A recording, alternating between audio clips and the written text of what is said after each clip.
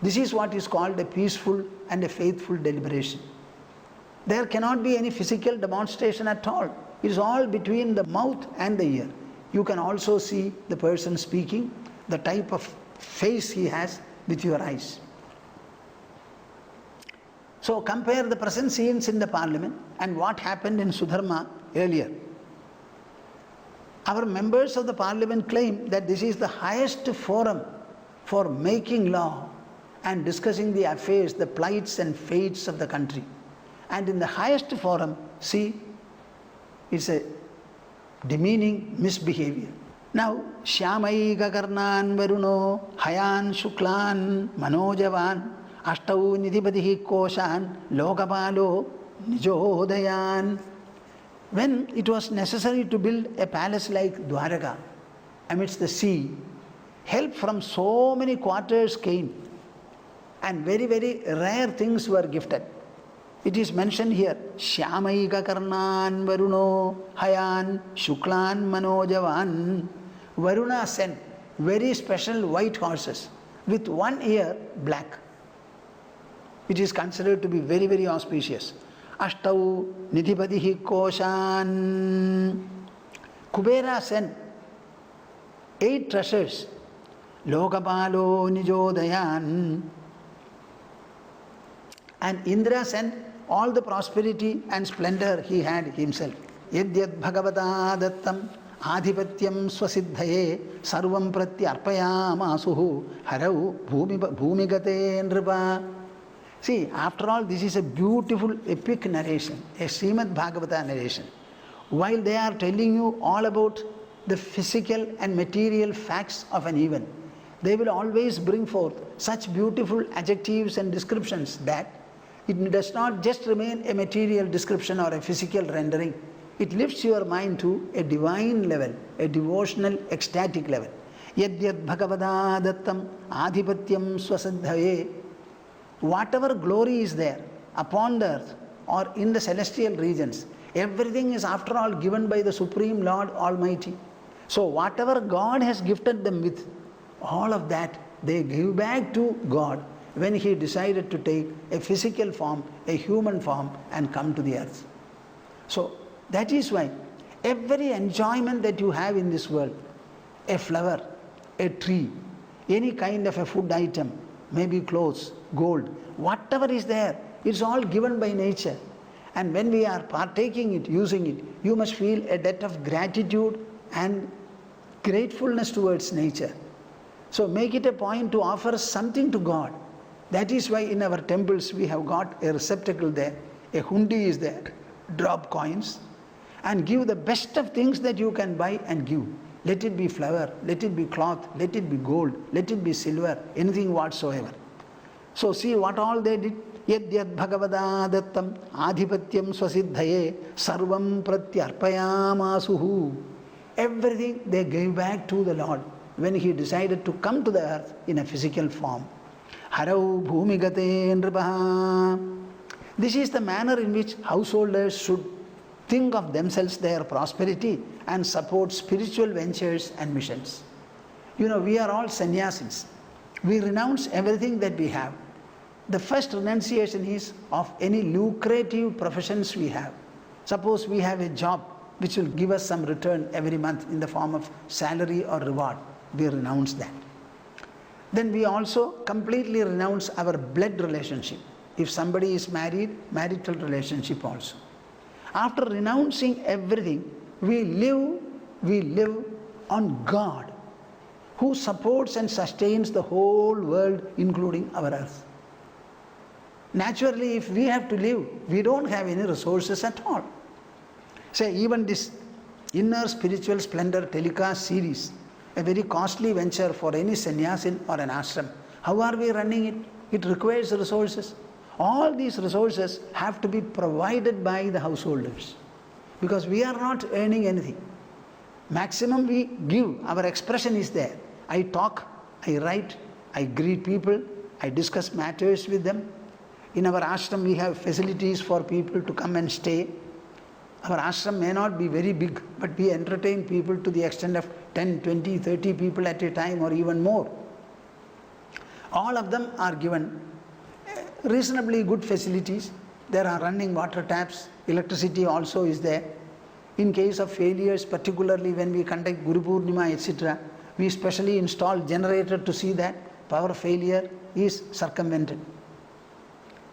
All these things are being done. But who enables this? Just like Krishna's Dwaraka palace construction was enabled because of multiple offerings, multiple gifts sent from so many places. The ashrams also will have to be like that. So householders should understand what was the attitude of Kubera, Varuna, Indra, etc. with regard to the building of Krishna. Krishna decided to build Dwaraka. Let him do it in his own manner. Why should we worry? This was not the attitude. Any one of you having any measure of prosperity, understand that it is given by God. It is given by the Supreme Lord, the Supreme Power Almighty.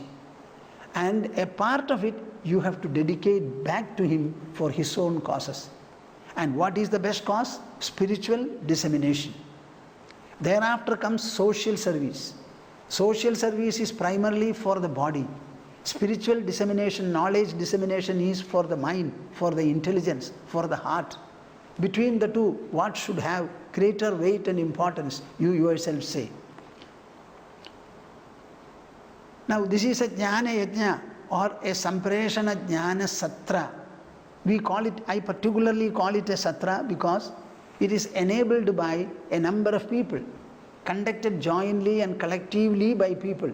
It's not one Swamiji's affair or one ashram's affair. Myself, along with all the members in our ashram, all of them are looked after by multiple offerings made by multiple sources. And these sources are at the back of whatever we do. The magazines we are running, the publications that we are making, the CDs and other items we produce and distribute, everything comes under this. So this is a Jnana Yajna, a Jnana Satra, Sampreshana Maha Jnana Satra. Everyone should contribute to it. Then only it becomes yours also. Whenever a noble activity meant for the benefit and welfare of the society goes on, it becomes a Satra. And that Satra cannot be and should not be conducted by an individual out of his own bounties. So many people should participate. Then only it becomes collective. And that collectivity is its serenity and sublimity. God is the supreme rich source, understanding. God means the supreme source of everything, including riches. And then rely upon Him, rely upon Him.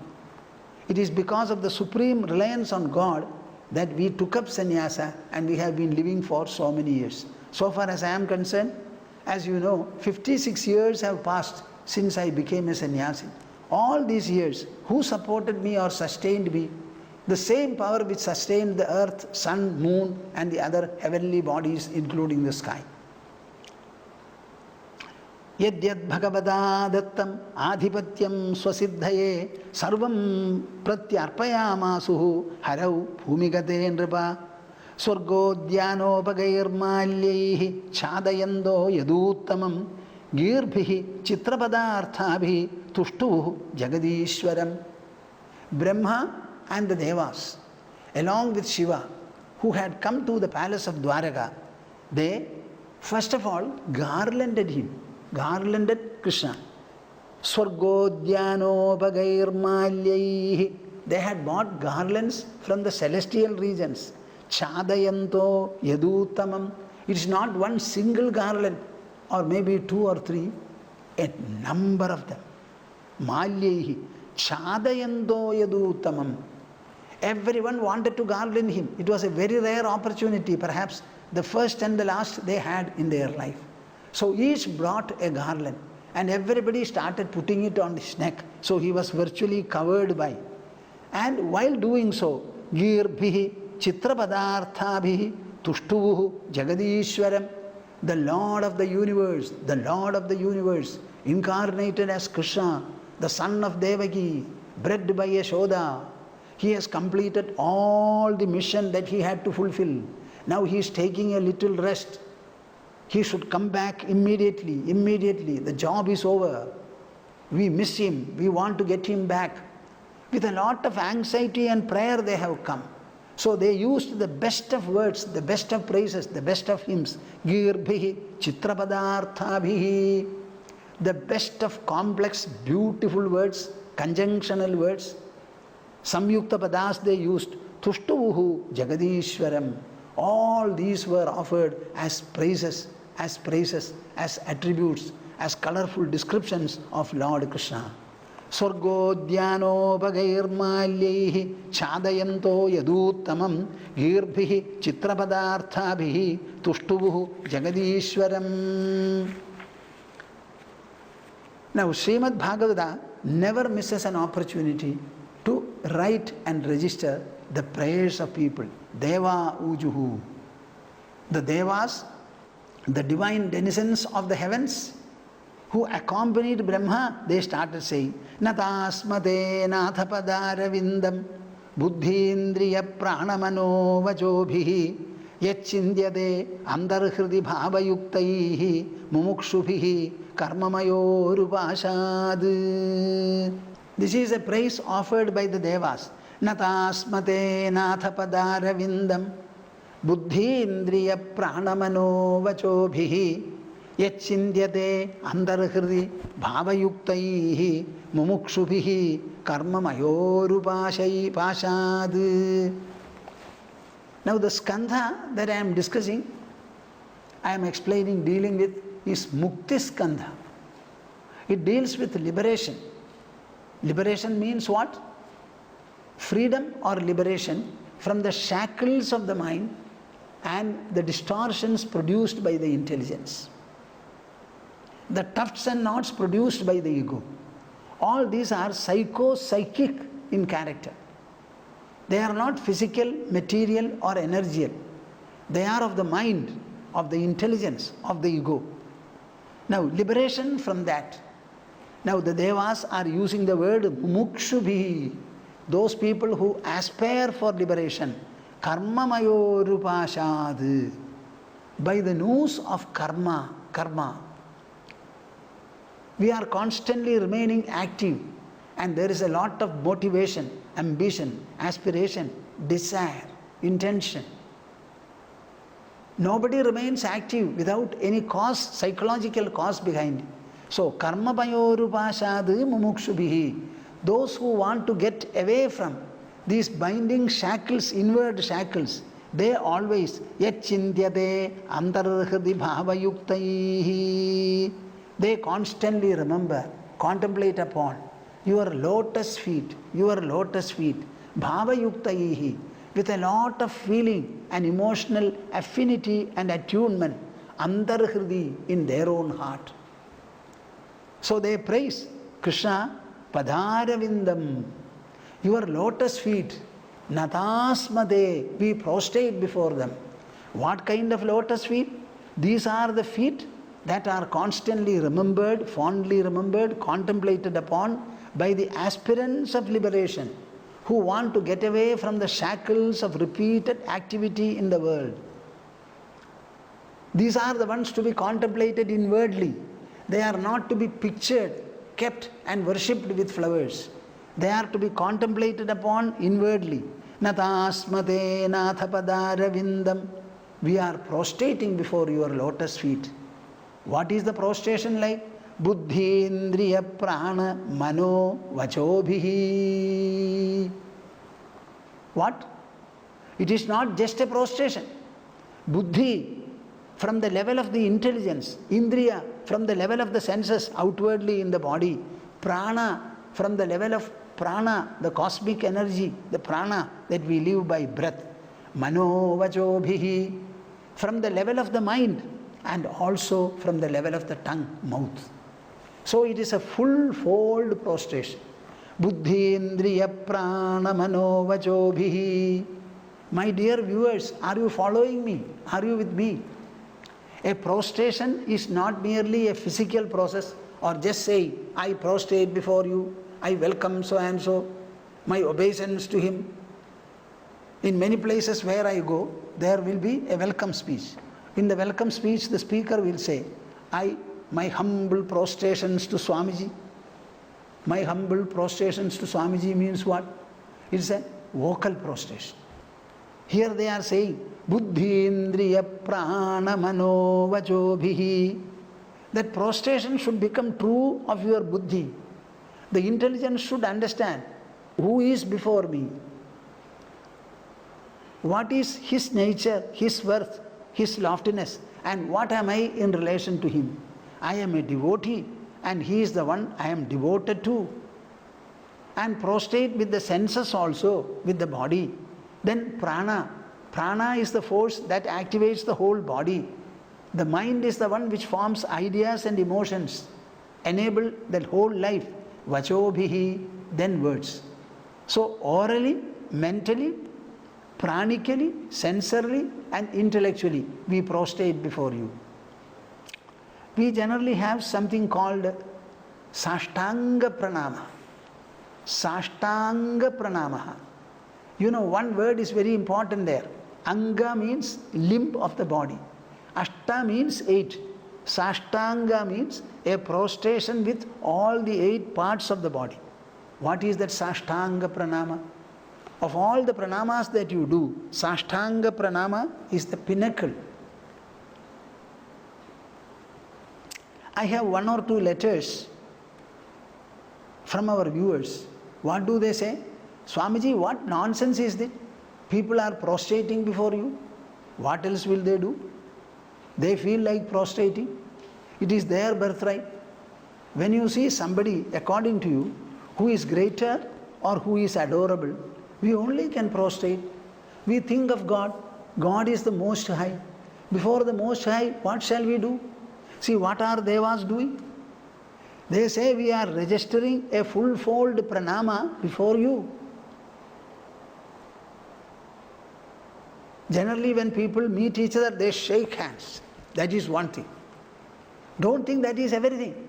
It is registering one of equalness, etc. But our mind is supposed to be very humble at its best. Vidya dadati vinayam.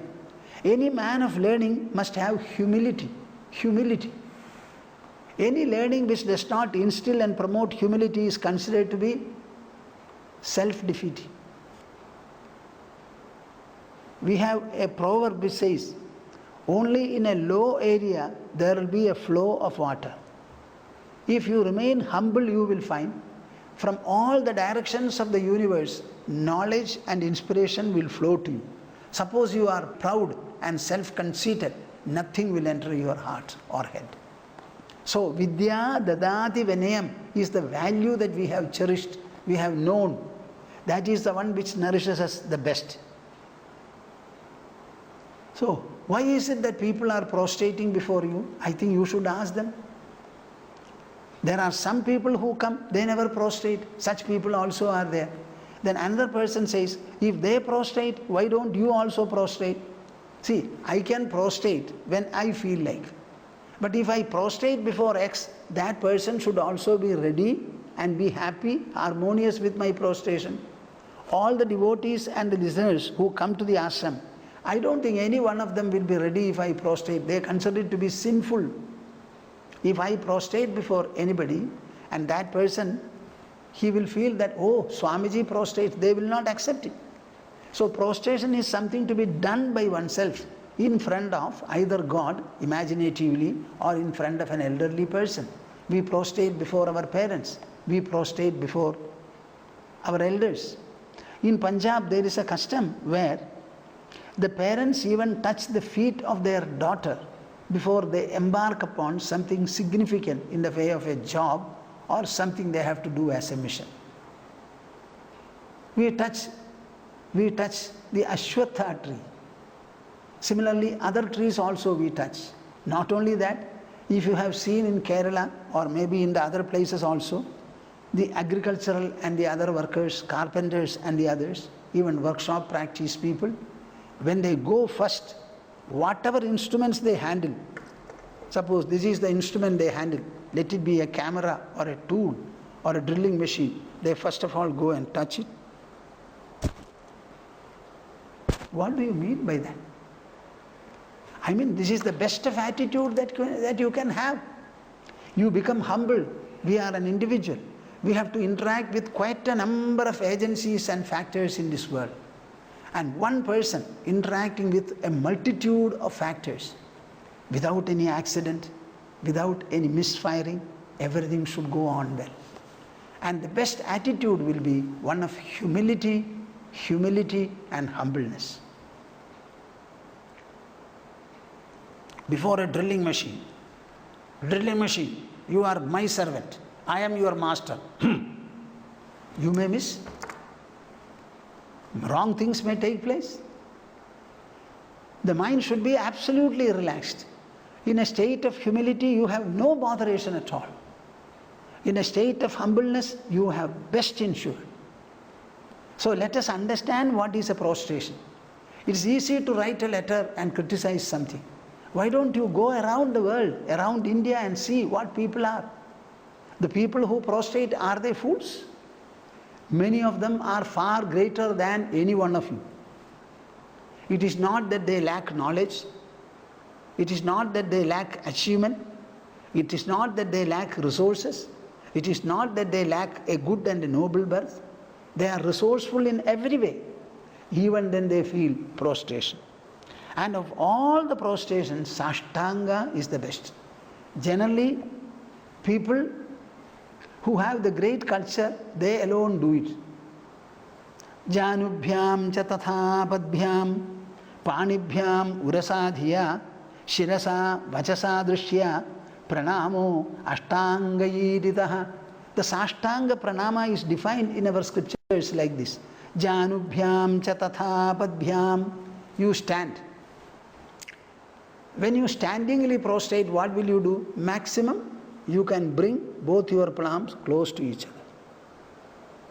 Anjali Baddhara. And then you can bend your head. These are the only two symptoms you can do. Here, what is it? Janubhyam cha tatha padbhyam. You first of all start kneeling. So both the knees touch the ground. Tatha padbhyam. Then you extend backward your feet. So your feet touch the ground. Panibhyam urasadhiya. And you go forward like this and lie. So both the hands touch the floor. Urasa, then the chest. Dhiya, the forehead. Shirasa. For doing all these things, your intelligence should be functional. Shirasa, then vachasa. Oh, pranam. Whatever you have to say. Maybe you say a verse or maybe you say a mantra. In our normal prostrations, we have got something called abhivadaye, announcing one's identity. I belong to that kind of a gotra, this kind of a sutra, and my father, he has got X name, and I am a boy or even a girl born of such and such a person. Here I prostrate when he says. The full introduction is had. Vachasa drishtiya pranamo ashtangayiditaha. All these 8 limbs, when they are involved in a pranama, it is called Sashtanga pranama. One thing that I would like you to understand very diligently is this. Whenever X prostrates before anybody, mostly we prostrate before an idol or a picture. The idol, you know, is inert. The picture also is inert. But we are prostrating. Prostration is our act. By our act, who is benefited?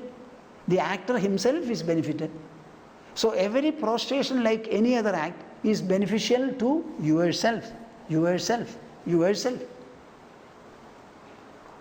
When you eat, you get the nourishment, you get the taste, your stomach is filled. All the 3 benefits are for you.